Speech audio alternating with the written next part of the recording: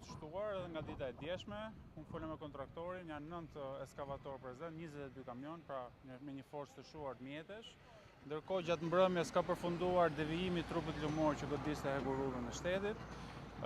Ka përfunduar demontimi i shtyllës së tensionit të lartë, ndërkohë që do të fillojë edhe lëvizja spostimi i shtyllave tensionit të ulët. Bashkë me mua sot është edhe drejtori i operatorit të shpërndarjes.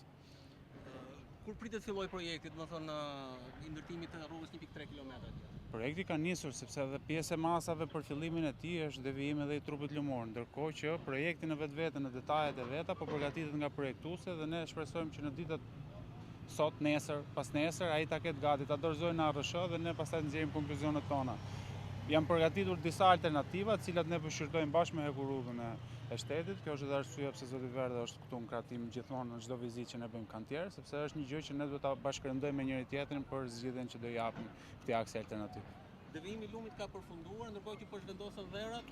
Po bëhet lehtësimi i trupit të rrëshqitur lart, duke filluar nga maja, për të hapur vende sondave që do të zhvillohen. Po sa i përket lëvizjes këmbësorëve, si do procedohet? Lëvizja këmbësorëve po procedon siç ju e shikoni dhe po merrni gjatë kronikës tuaj. Megjithatë është e nevojshme dhe domosdoshme të vihet një sinjalistik edhe një udhëzim, një gjë e cila ne sapo e urdhëruam tani si autoritet. Kjo është. Faleminderit. E kurador është bashkuar emergjencës, praktikisht është në prani të gjithë personelit shtuar të ARSH-s. Merr pjesë në çdo ditë në këshillin teknik të saj për gjetjen e zgjidhjes. Tashmë projektuesit e veprës kanë nxjerrë 3 variante, të cilat do përpunohen nga këshilli teknik dhe për kostot eficiente dhe kostot financiare të procedurës do merret masa. Atëherë operatori i sistemit shpërndarjes nëpërmjet drejtorisë rajonale të Elbasanit që mbulon zonën e Librazit të Elbasanit ka konstatuar që ditën e parë dhe ka dërguar ekipet e veta në terren për të bërë gjitha evidentimet e problematikave që mund të ketë linja që furnizon zonën në cilën ka ndodhur kjo gjë. Është një linjë që janë evidentuar probleme, që disa janë shtylla në aksin e rrugës, disa tjera nuk janë në aksin e rrugës, por janë ato terrene ku janë vërejtur rrëshqitje dhe probleme gjeologjike të tokës. Dhe nga dita e parë kemi filluar që të marrim masat tona për t'i paraprirë ndonjë rrëshqitje të mundshme të segmenteve që furnizojnë popullsinë e zonës në mënyrë të që ne mos kemi shkëputje të energjisë në këtë rajon. Sot kemi filluar gjithashtu edhe një proces tjetër, siç evidentojnë dhe vetë në terren.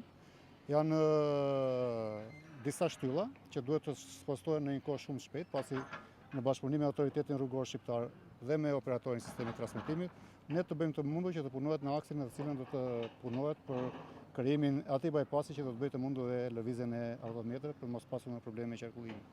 Të gjitha brigadat i kemi në terren, besojmë se sot nesër maksimumi do të kemi një rezultat që ky aks ku do të punohet të jetë i hapur përfundimisht dhe të mos kemi pengesë për të vijuar punimet të mëtejshme. Sot që po flasim, ka fshatra ku ka ndërprerje energjia apo situata është stabilizuar, pasi ditët që kaluam ka pasur ndërprerje?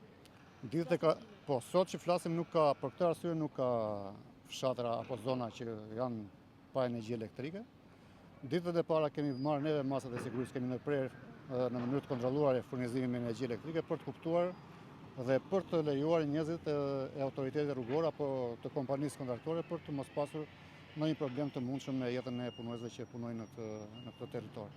Dhe garantojmë në një farë mënyrë që për arsye të shkareve gjeologjike, të paktën në këtë moment që jemi tani, nuk do të kemi ndërprerje të energjisë, pasi ne kemi ditë që kemi filluar spostimin e linjave, janë gati 15 shtylla që do vendosen në terren, ku vendosja e tyre në bashkëpunim me kontraktorin dhe me autoritetin rrugor shqiptar ka përfunduar, ngelet shtrimi i përcjellësit dhe mendojmë që shumë shpejt do të bëjmë dhe kalimin e përcjellësave në këtë segment që të mos kemi asnjë lloj ndërprerje në të furnizimit me energji banore.